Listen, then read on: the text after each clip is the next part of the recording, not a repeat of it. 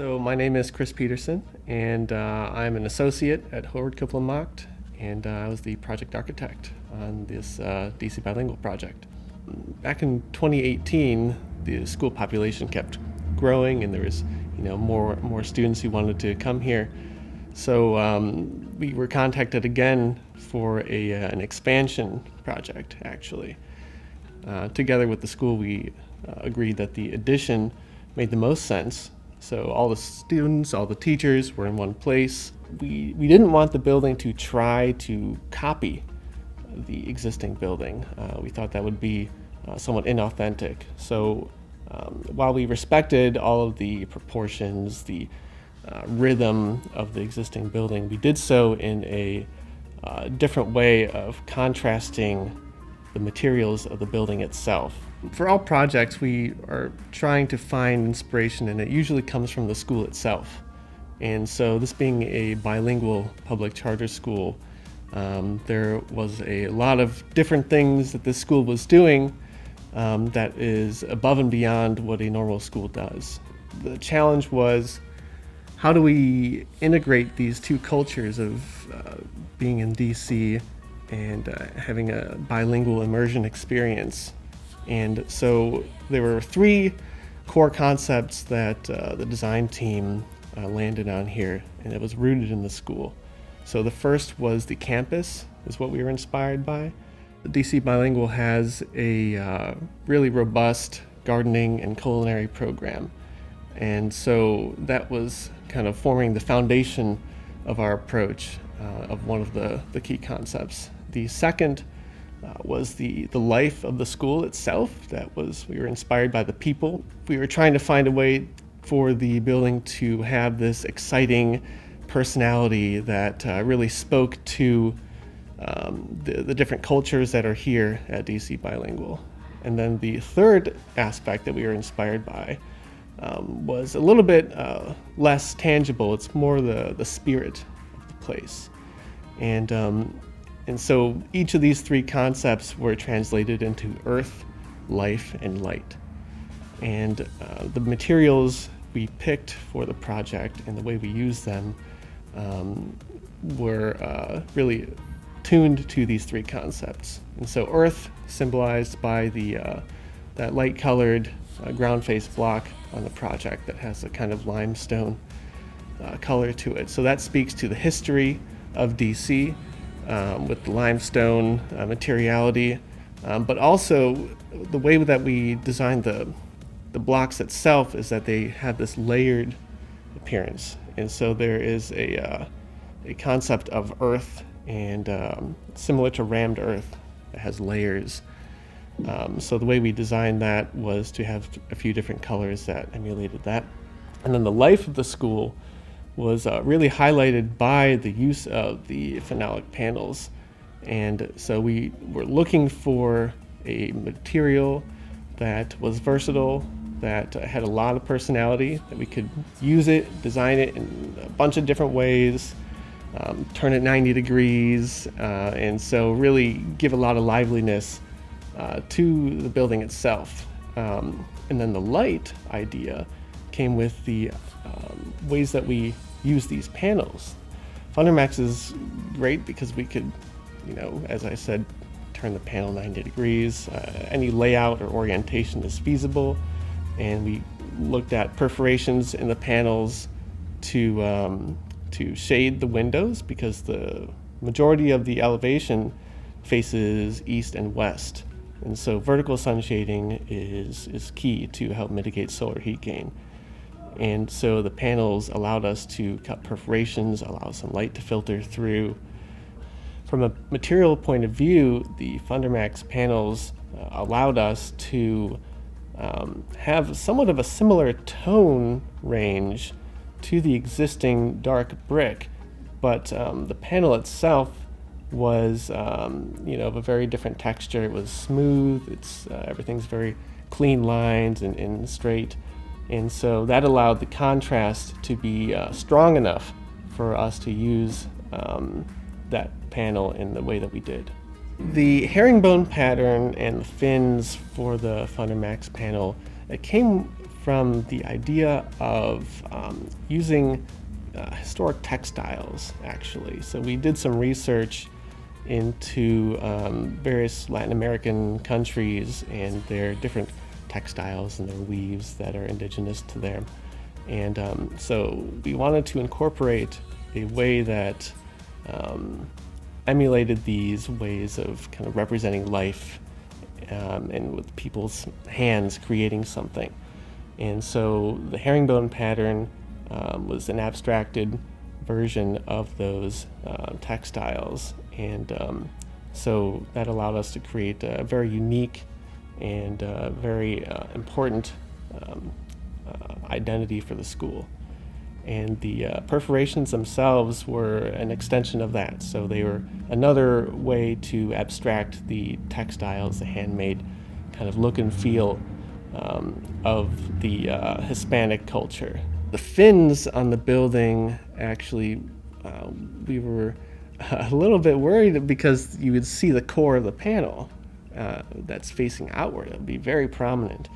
And what we were really pleased with is the core of the panel is actually brown. And so the color that we chose, the wood grain and the core of the panel, matched very closely. And you really can't tell by walking by the building that the core is a different finish and slightly different color than the face of the panel itself.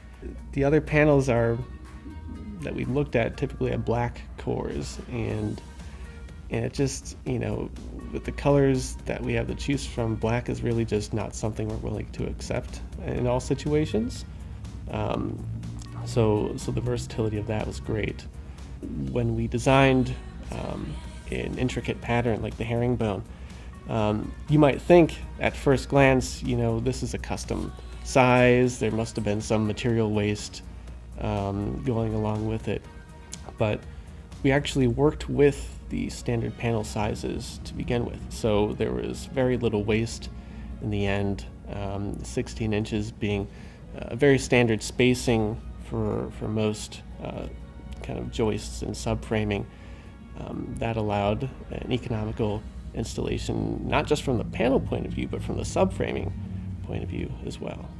Fundermax fit into this vision for the project because it was a lightweight panel that can read like a stretched fabric in a way. It's thin, it's rigid even when it's perforated, and so that allowed us to use Fundermax in all these different ways. The double-sided nature of the panel let us reveal both sides of the panel in certain situations in this project.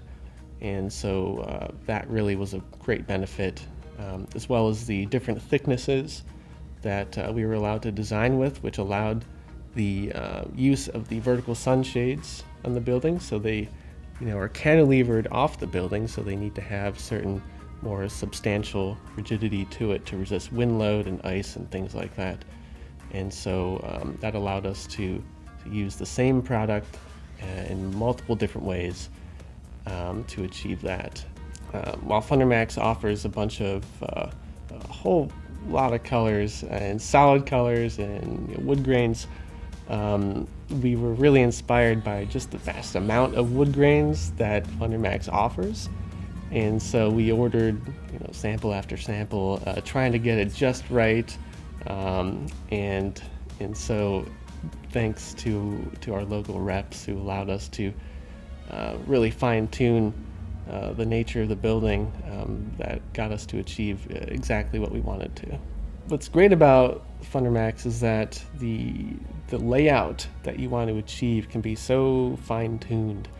And so the tricky situation for architects can be if you want to bring an exterior material inside the building and you have this inside-outside experience, and how you get these materials to line up, because you need that thermal break at the windows. And so we were able to, because Fundermax has this flexibility, to bring these panels inside the building and line up the herringbone pattern in a very precise manner. The experience as you walk through the building is just so so unique because of that. You get these exterior materials coming inside, and you have this kind of nexus point inside the building where you feel like you are in an extension of the outdoors, and it's just a really beautiful place because of that. What has been a roadblock on many other projects has been these delays in shipping and in production of certain materials. We keep having substitution after substitution on some projects, and thankfully Fundermax was able to really come through for us in a way that we're able to get the panels here fabricated, the perforations, all of that done and shipped to the site, and we're able to get this project completed with the product that we originally specified. Thankfully, that was able to get this project open on time. All the panels were installed, and there were really no hang-ups as far as that goes. The durability of these panels is really important.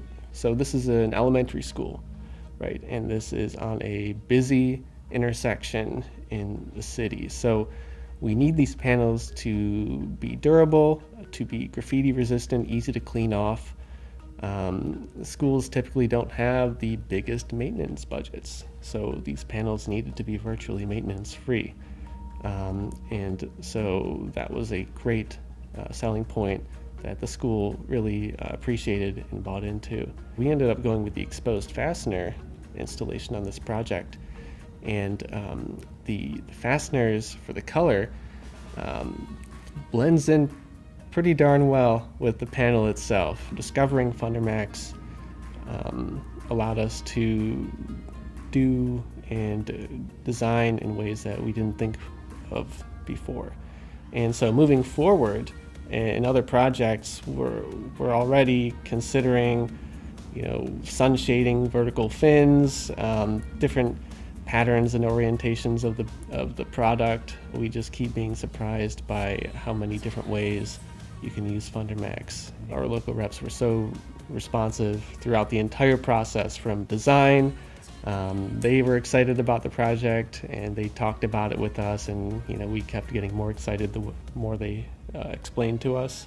And even through construction, some companies, their response time during construction is not as quick as during design, and for whatever reason, but Fundermax has been very responsive to all of our questions and throughout the construction process, and so that really was a standout for us. And it's these relationships that we make are what keep us coming back to the product more and more. Whatever design that's being conceived, Fundermax has the ability to make these visions come to life and then some.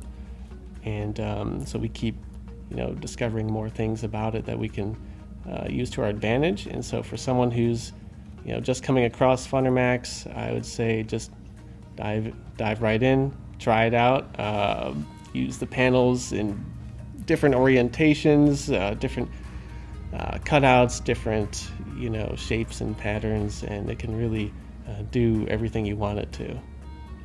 Fundermax was able to satisfy a lot of environmental concerns that we had with the life cycle analysis that we ran.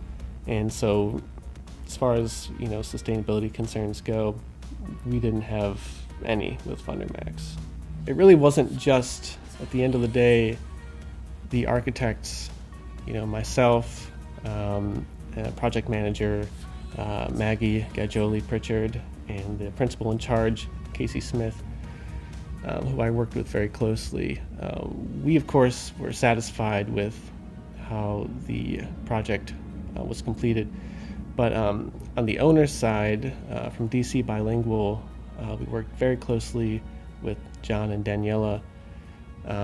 And I just remember this quote that Casey mentioned to me that he heard from Daniela, that she was saying, why didn't you tell me it was gonna look this good at the end?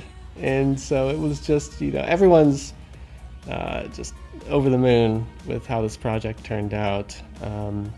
Working with the contractor, the construction manager, Gilbane, they kept saying, the panels are going up and there are no issues. Everyone's, having a smooth process with the install. So I think from architect to owner to contractor, it really seemed like a fantastic process from start to finish.